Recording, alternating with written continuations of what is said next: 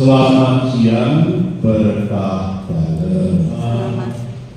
Kita aturkan rasa belasungkawa kepada keluarga besar Bapak Bambang Parogo yang hari ini sejak Rabu kemarin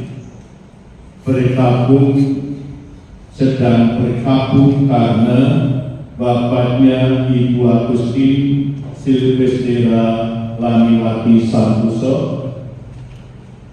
karena mengalami sakit.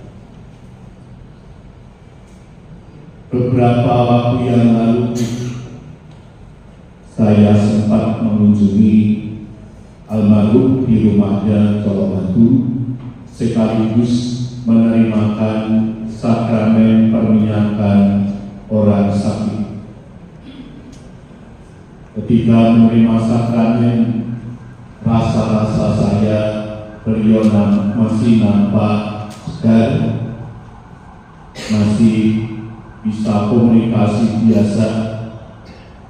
Tetapi kemarin saya mendengar bahwa beliau telah dipanggil oleh Tuhan, dan saya ikut sedih, merasa kehilangan, apalagi beliau adalah seorang tokoh penggerak karismatik juga set, dan perjuangan usaha yang dirintisnya cukup berhasil. Banyak orang terbantu, bahkan diteguhkan imannya atas dedikasi yang ditunjukkan dalam pelayanan gereja.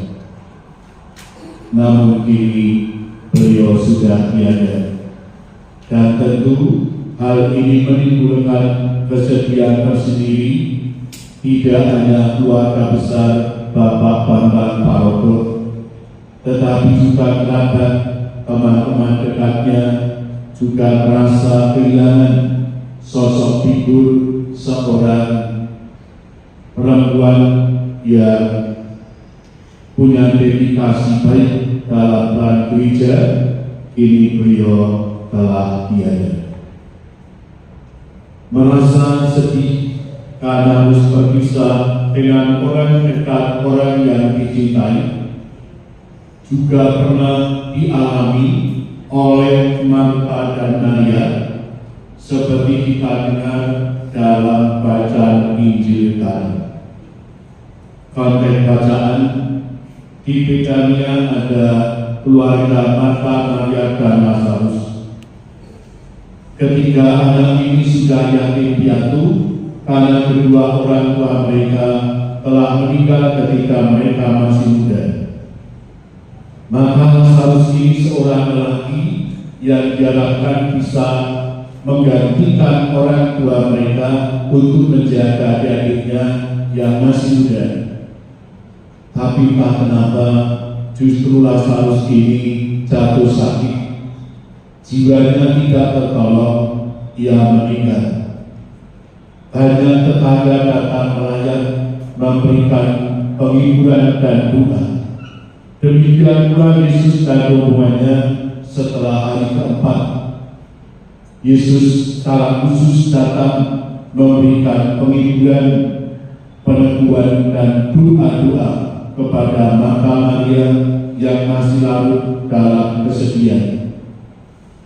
Persis ketika Marta Maria sedang bergumul memikirkan persoalan nasib orang yang telah meninggal, saat itu pula Yesus memberikan penjelasan dengan menyampaikan sabdanya, "Akulah kebangkitan dan hidup. Barang siapa percaya padaku, walaupun orang itu telah meninggal, namun jiwanya akan tetap hidup." Dengan menyatakan seperti ini, Yesus mau menegaskan bahwa semua orang yang percaya kepadanya ketika mengalami kematian, jiwanya akan tetap hidup bersama Tuhan di alam abadi. Dengan menyatakan ini, Yesus sekaligus mau menyatakan 3 hal untuk memberikan inspirasi, peneguhan, dan harapan bagi Mata Maria yang sedang berkumpul memikirkan nasib orang yang meninggal dan memaknai apa arti hidup ini. Yang pertama, Yesus menegaskan bahwa hidup ini adalah anugerah Tuhan. Anugerah Tuhan diberikan kepada semua orang supaya apa? Supaya diterima, disyukuri, dikembangkan, sehingga hidup ini tidak hanya menjadi sambungan beban orang lain, namun justru menjadi berkat bagi banyak orang. Tetapi jika pada saatnya Tuhan yang memberi hidup ini mengambilnya kembali, kita manusia tidak berdaya di hadapan Allah. Kita hanya bisa berserah diri kepadanya. Kita ingat seorang tokoh legendaris dalam kitab suci, yakni Ayub. Ayub tergolong orang yang saleh sekaligus kaya. Dalam sekejap, kekayaan yang dikumpulkan bertahun-tahun itu lenyap, dan anak istri yang dibanggakan terkena musibah, semuanya meninggal. Ia tidak punya apa-apa dan siapa-siapa lagi. Dalam kesendirian, ia hanya bisa mengungkapkan sikap iman. Tuhanlah yang memberi, Tuhanlah yang mengambil, terpujilah nama Tuhan. Ayub tidak menyalahkan orang lain, juga tidak mengutuk Allah ketika istri anak-anaknya meninggal. Dalam kesedihan, bahkan kesedihan, ia masih bisa sempat memuji nama Tuhan. Kenapa? Karena dia sadar bahwa hidup ini adalah anugerah Tuhan. Jika Tuhan tidak pernah memberi, mengambil kembali, dan diminta untuk meneruskan hidup yang baru, manusia tidak berdaya di hadapan Allah. Yang kedua, Yesus juga menegaskan bahwa hidup di dunia ini memang hanyalah sementara. Wong Jawa ngandhaki urip iku mung pindho kang mampir ngombe. Tegese mampir ngombe iki nek wis mampir ngombe ya wis banjur nerusake lakune urip.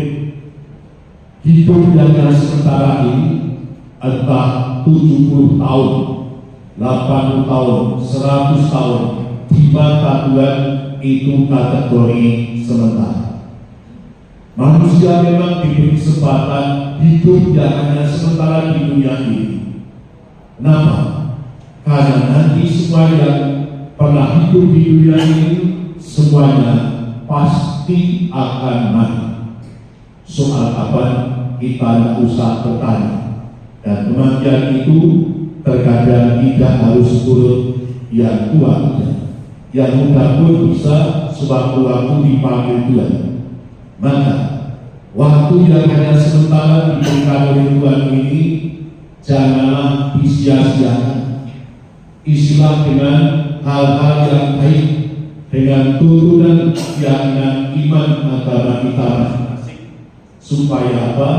Sewaktu-waktu Tuhan manggil, kita semua dalam keadaan pantas untuk menghadap Tuhan. Yang ketiga, Yesus juga menegaskan bahwa kematian yang dialami seseorang itu bukan menjadi akhir hidup.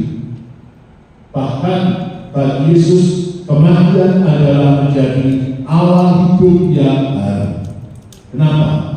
Karena orang yang meninggal itu bagi Tuhan hanyalah peralihan, beralih dari hidup di dunia ini kepada hidup Allah abadi, dan jiwanya akan teruskan hidup yang baru, entah dalam kemuliaan surgawi seperti Bunda Maria, entah dalam pendirian neraka abadi bagi orang-orang jahat yang tidak berbakti kepada Allah, dan di antaranya dihuni oleh banyak orang beriman, yakni api penyucian, yakni masa yang cukup panjang untuk menunggu agar Allah memberikan rahmat pengampunan berupa indulgensi bagi jiwa-jiwa yang saat meninggal masih membawa dosa-dosa.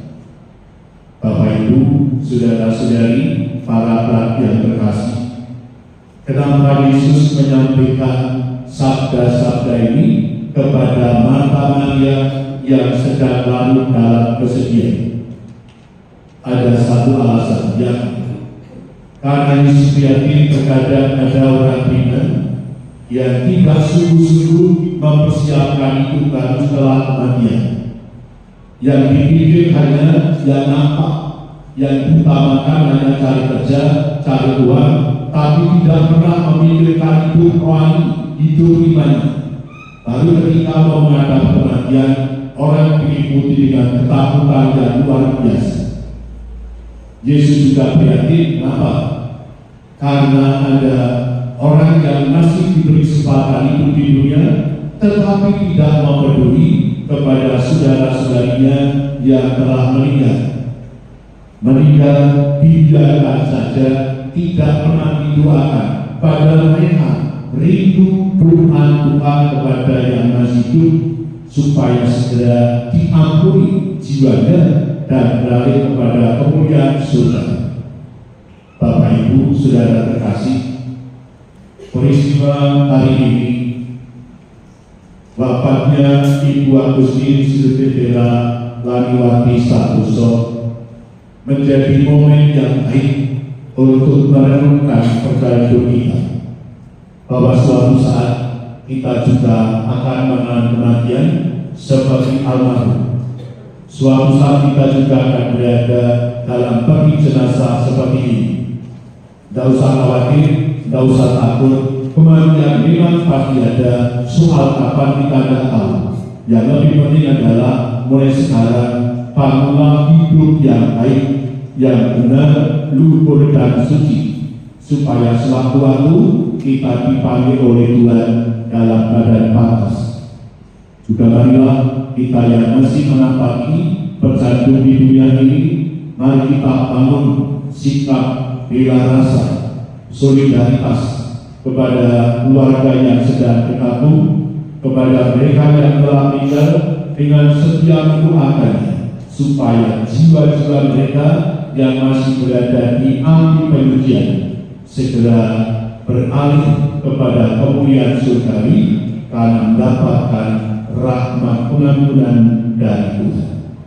Oleh karena itu, berbau dari bacaan ini dan peristiwa bapaknya Ibu Agustin Silvia Laniwati Santoso, maka ada satu dua hal yang bisa kita renungkan siang ini adalah pertama, apakah belum lama ini kita juga merasa sedih karena kehilangan orang dekat yang dicintai karena telah dipanggil oleh Tuhan.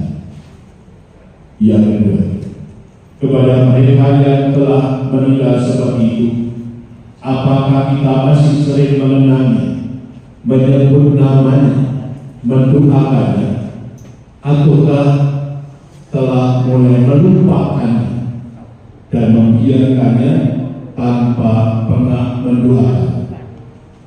Dan terakhir, bagaimana kita yang masih menapaki perjalanan hidup di dunia ini, membangun hidup yang baik, yang mudah suci, sambil peduli kepada jiwa-jiwa orang yang meninggal dengan setia mendoakannya supaya jiwa mereka tenang dan di surga. Oleh karena itu, mari bersama keluarga besar Bapak Bambang Parogo kita antar, kita doakan roh arwah Ibu Agustin Silvia Laniwati Santoso yang telah beralih dari hidup di dunia kepada hidup alam abadi. Semoga jiwanya tenang, damai di surga. Kemudian kepada Bapa dan Putra dan Roh Kudus. Kita lanjutkan upacara